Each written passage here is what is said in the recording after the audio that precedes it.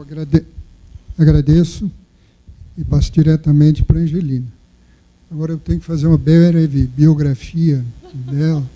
E isso vai ser o mais difícil da noite, porque ela é artista plástica, cineasta, fotógrafa, empresária, arquiteta, urbanista, professora, mestre em arquitetura na UNB, dirige uma empresa chamada Paraboloid e ainda dirige uma revista chamada 15-47, que lança olhares sobre Brasília. A questão é como é que se educa e salvaguarda o patrimônio da capital federal, que nesse aspecto, eu como cidadão que moro aqui desde 74, devo dizer que a maioria da população já esqueceu que Brasília é a capital nacional. Então, eu passo a palavra para ela. Obrigado.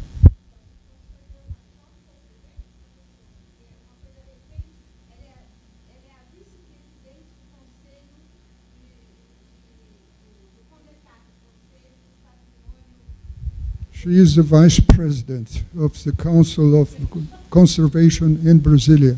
That sounds good, doesn't it?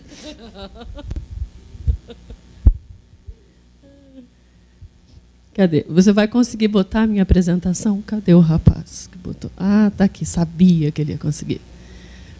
Bom, je ne parle pas français. Pardon. I speak English, but I will talk in Portuguese. Porque é a minha língua natal e eu vou errar muito menos, né? Vou passar muito menos vergonha. Tenho ouvido hoje constantemente, assim, é bom, né, ter tradutor. Tenho ouvido constantemente a voz da minha mãe hoje, mesmo que ela não esteja do meu lado, repetindo: eu disse para você ir bem nas aulas de francês. Enfim, bem feito para mim, vou ter que aprender a estudar de novo. Bom, quando a gente trata... Obrigada. Como é que eu passo? O óculos é para longe, o de perto está na bolsa, vamos para baixo aqui, né? Bom, eu trato e trabalho com educação patrimonial desde a universidade. Eu comecei como artista plástica, eu não queria ser arquiteta, mesmo que eu tivesse um pai que fez arquitetura, engenharia, estatística e economia. E foi um dos responsáveis pelo crescimento do Vale do São Francisco. E que me apresentou a Sônia Rampin, que é maravilhosa, está na ponta da mesa e que me ensinou muito sobre patrimônio ao longo de uma jornada dela, vou falar antes dela, mas ela vai repetir, há mais de 17 anos tratando desse assunto, até mais, né, Sônia? E a arquitetura sempre me encantou. Eu sou filha de brasilienses, né, brasilienses mineiros. Meu pai veio para a primeira turma da UNB fazer arquitetura, ainda jovem. Meu avô era deputado federal e veio transferido com a minha mãe. Eles se conheceram no ministério quando trabalhavam, já mais velhos. Eu nasci com meus pais já depois dos 30, o que para na década de 70 era muito incomum. E meu pai sempre me ensinou a desenhar direito. E o que seria desenhar direito? Era entender que existe entorno, existem pessoas à volta, existe conforto ambiental. O telhado não pode estar torto. Isso eu tinha 3, 4 anos de idade. Então, eu fui me apaixonando pelo desenho e, posteriormente, pela arquitetura. Eu cursei arquitetura e comecei a tratar de patrimônio dentro da universidade, quando eu vi que tudo aquilo que me era muito caro e que morava dentro da minha alma ia muito além, que era defender o patrimônio, fosse em Brasília, fosse qualquer outro. Então, eu começo, né, a tratar desse patrimônio com muito mais carinho do que eu tratava, e dando nomes ao que representava e sabendo como fazer. A educação patrimonial sempre é o último lugar que eu chego quando eu passo por um longo caminho e observo os patrimônios todos, materiais e imateriais, ecológicos, e a educação é o único ponto que eu consigo enxergar. Eu me tornei professora em seguida da minha formação como arquiteta. Há pouco eu saí da UNB e foi muito prazeroso dar aulas nas universidades privadas e na universidade pública. Mas ainda me incomodava o que o Jorge disse, que as pessoas esqueceram o que é Brasília. Então, existe uma raiva muito grande das cidades que chamávamos de satélites, hoje RAs, com relação a Brasília, um pouco conhecimento em relação à cidade, e isso foi me deixando intrigada. Então, eu, abrindo como arquiteta, eu resolvi abrir uma empresa, que chama-se Paraboloid. É uma incubadora de ideias de arquitetura, cultura e patrimônio. Virei redatora, virei jornalista e abri uma revista no meio da pandemia. Na Paraboloide, e aí... Perdi. Eu não posso virar. Peraí. Olha, virei. Na Paraboloide, quando vocês entrarem, vocês vão ver que tem revista, educação patrimonial, Memórias e Brasília, e uma série de outros itens que existem para a educação patrimonial acontecer, porque ela não pode acontecer só nas escolas. E uma das primeiras ações que nós fizemos tratava exatamente da questão religiosa. Aconteceu na Praça dos Três Poderes, na Casa de Chá, numa semana em que tratava-se da questão religiosa no Brasil, e fizemos uma exposição, então, que chamou Fé, o Sagrado e o Divino. E era permitido que as pessoas se expressassem de acordo com cada sensação de religião. Nós sabemos que o Brasil não só tem a religião católica, mas religiões de matriz africanas e outras, e elas precisavam também poder ter voz. Isso faz parte do patrimônio. Eu não preciso ser de uma determinada religião para tratar daquela religião, mas eu tenho que fazer com que as pessoas entendam que aquilo ali é um patrimônio. Em Brasília, nós temos o levantamento dos terreiros, onde existe Umbanda, Candomblé. Não é a minha religião. Eu não sigo essa religião, mas eu entendo o respeito que eu preciso dar para aquilo que é de outro. Será que todo mundo entende? E a cidade de Brasília foi começando a ganhar um certo ar de necessidade de um grito sobre as ideias, a memória, aquela memória que eu recebi dos meus pais e que eu dou para os meus filhos e que espero dar para os meus netos. E estou esperando chegarem os meus netos, porque com uma filha de 27 anos até hoje eu não tive netos, então estou esperando. Acho que vou esperar muito. Enfim. E fizemos, então... Opa! Socorro. Os 60 Olhares sobre Brasília, que foi um documentário com uma exposição e uma série de lives. A pandemia aconteceu bem naquele momento.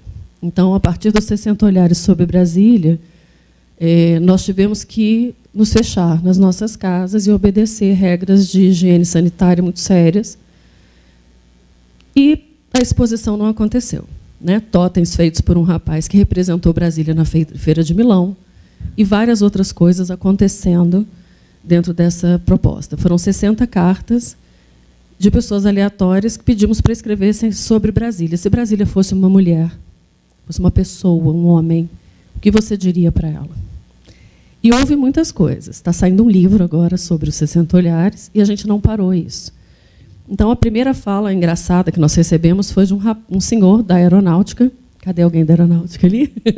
E um da Marinha. E foram as falas mais engraçadas sobre a cidade de Brasília. O da Marinha disse que nunca viu uma cidade tão estranha. Ou eram todos hipocondríacos ou todos muito gulosos, porque existia um lugar que só tinha rua com uma farmácia, várias farmácias, e uma outra só de restaurantes. E isso vai levando as pessoas a entenderem que Brasília é realmente uma cidade com um zoning muito específico, é uma cidade caracteristicamente modernista, e que essa estranheza não é pouco comum. Essa estranheza é normal, tendo em vista que é a única cidade modernista do mundo, da forma como foi feita. Nós temos 4 escalas que diferenciam todo esse processo. E as cartas vieram de várias formas. Houve uma carta de um paulista que ele não quis escrever uma carta, ele quis trazer uma audiocarta, e ele dizia que, ao conhecer Brasília, ele teve vontade de tratar, ele também era artista plástico, eu não vou falar o nome, porque ele é um arquiteto bem famoso em São Paulo e no Brasil, e ele mandou para a gente a seguinte fala, que, a partir de Brasília, ele não conseguiu morar aqui, apesar dele ainda morar aqui, na W3 Sul, que é uma avenida que precisa ser restaurada, revitalizada, inclusive, e disse que começou a mexer com corpos no necrotério, porque Brasília o enlouquecia. Foi uma coisa horrorosa, mas horrível. Mas das 57 cartas restantes, a gente só escutou coisas maravilhosas da cidade. Pessoas que diziam que Brasília tinha uma forma diferente de fazer perceber as coisas. E os 60 Olhares seguiu ao longo de um ano, só que não era o suficiente. E nós fizemos projetos para a Setur, alguns de treinamento para a Escola de Governo, que é a Secretaria de Turismo, outros para treinar as pessoas para os CATs, que são Centros de Atendimento dos Turistas, em Brasília. E a ROAC, que foi esse projeto aqui, foi um pedido do governo do Distrito Federal para apresentar às crianças a cidade de Brasília. Eu levaria as crianças para entender Brasília caminhando pelas superquadras, andando pelo espaço do eixo monumental, vivenciando processos de cidade. Mas não dava, não cabia no projeto. Então, nós levamos até a residência oficial do governador, que ficava vazia, ele não morava ali, e ali era feita uma palestra com essas crianças, e eu começava perguntando sobre a memória. E eu fui me assustando, porque as crianças não têm memória sobre Brasília. Jorge, você tem razão. De repente, as pessoas começam a esquecer o que é isso, essa epopeia que Juscelino trouxe, a quantidade de candangos que vieram construir a cidade, né, o nome que demos para os operários da construção, que aqui vieram no início, as pessoas que vieram transferidas para cá e que optaram por nascer, crescer seus filhos em Brasília, né, gestar e nascer seus filhos em Brasília. Muitas dessas crianças não tinham voz. Não tinham voz porque não conheciam nada, não sabiam nem o que estava acontecendo nas próprias cidades delas, nas RAs, nessas satélites que foram encontradas, né, definidas por Brasília. Isso foi me incomodando. 1 minuto, gente, eu falo muito, eu sei, mas vamos lá. Vou correr. Enfim. E surgiu a revista 15.47. 15.47 é a nossa referência geográfica. É uma revista que acontece há 2 anos, ela me tornou jornalista, editora. Eu publico livros. Cadê o professor? Já saiu? A gente brincou agora. Eu falei, eu publico, dou o resto dos 3.000 que ele precisa para fazer o livro. Paulo também. Paulo da BAP, ali atrás, vai fazer isso comigo.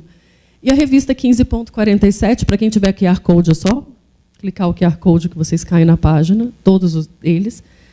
Ela trata de cultura, patrimônio e muito em Brasília, mas a gente também traz quem é de fora, como arquitetos de Belo Horizonte, São Paulo, advogados para falar sobre legislações aqui de Brasília, e a revista está expandindo. Ela é lida na Europa, ela é lida nos Estados Unidos.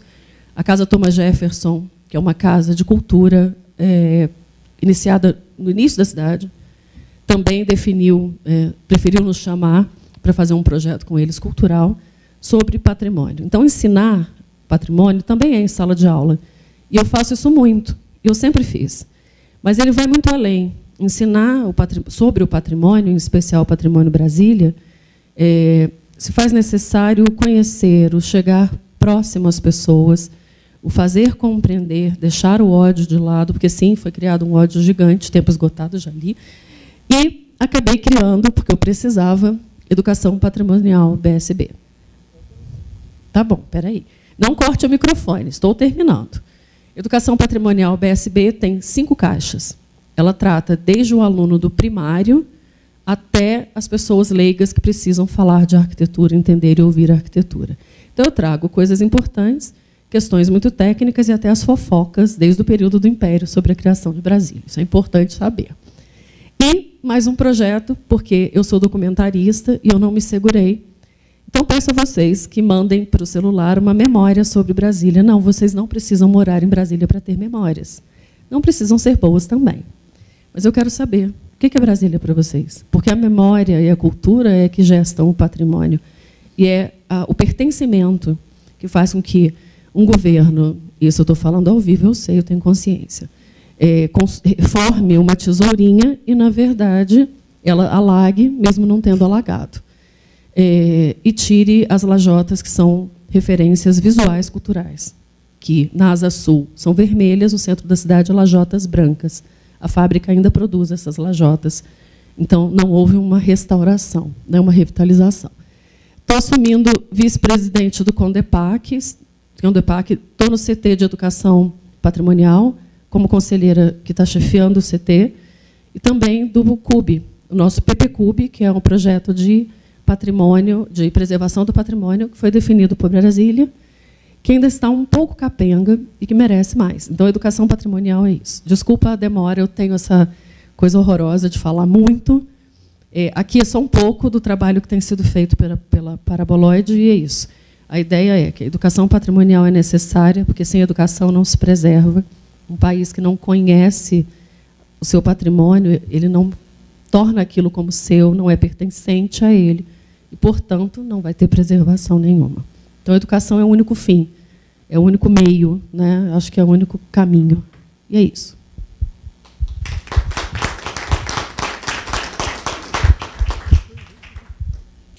Muito obrigado.